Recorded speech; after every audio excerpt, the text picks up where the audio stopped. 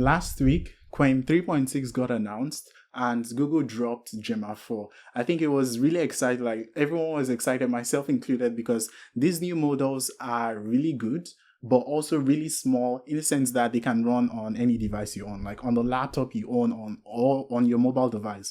And why this is important is because you don't have to go out to buy a $70,000 plus GPU to run these local models. You can run them on the hardware you have today. And it's really important because it means you don't need an AI subscription to have access to good models.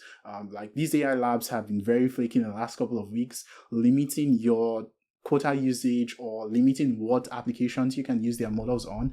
When you have these models running locally, you can use them for whatever you want and as many times you want. In fact, you have unlimited tokens because it's all compute running on your own hardware. And of course, the conversations are private. It's not going out somewhere to be used to train models or used for ads.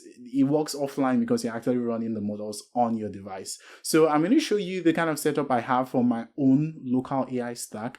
And the goal of this is to inspire you to actually get these models downloaded, run them locally, and use them to power your own workflow. It could be for just having general chats and conversations, or it could be for use in a coding agent like OpenCode or other coding agents that you may already be using. So let me show you what I have.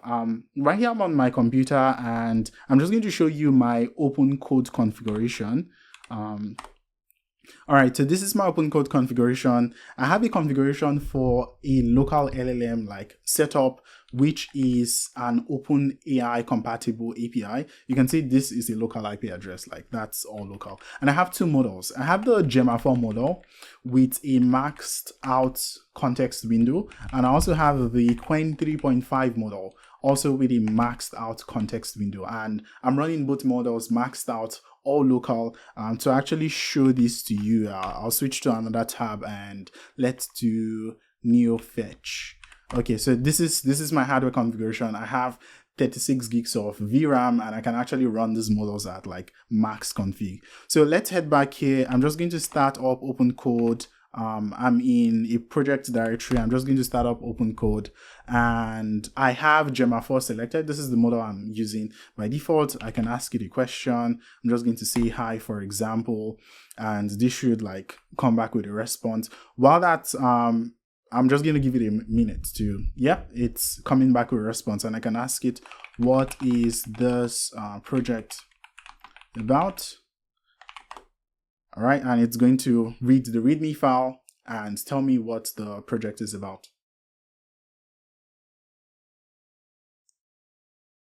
And yeah, look at it go. It's completely correct. It's a to-do app built using durable objects, and that's what the project is about. Now, let me show you something really cool. I have a tool here called NVTop. It's just like HTOP, but it shows you like the GPU utilization on your hardware. You can see we have 36 gigs of VRAM, and the model currently running is taking up 22 gigs of VRAM. That's because I'm maxing out the context window.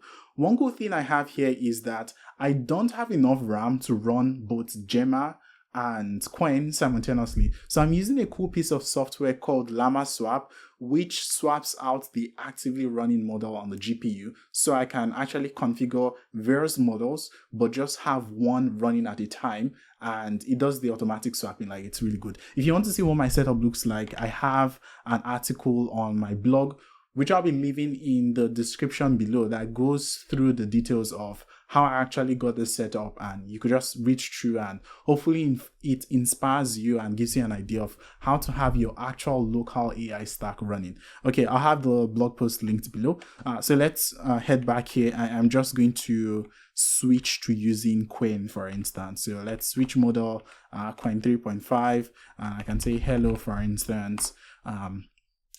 Send that, and let's switch to see how that works in practice. So I'm just going to switch to the other tab. You look at this graph, you can see that this has unloaded the Gemma model. You see the orange line has gone down and has gone back up, which is the Qwen model being loaded into memory. And you can see the teal or green looking line showing you my actual GPU utilization, which is going up to like 100% right now because it's running the current inference on the new model, still on llama.cpp, but llama swap handles the like intelligent swapping of the models, and this is Qwen being executed right now as like the model which is running on my GPU. So if we head back to the open code instance where the actual inference is happening, you notice that this is done generating its response, and of course I can use both Qwen and Gemma running locally on my own hardware without having to pay for an AI subscription.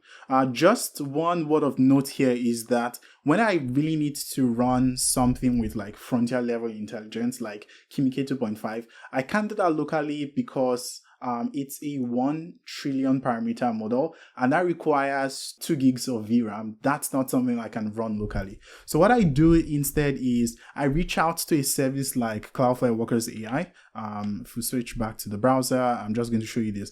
Cloudflare Workers AI has Kimi K2.5 and many other like really large models I can't run locally. So I reach out for this because it's great. I have 10,000 neurons per day, so I can actually run like the really large workloads on these massive models in the cloud.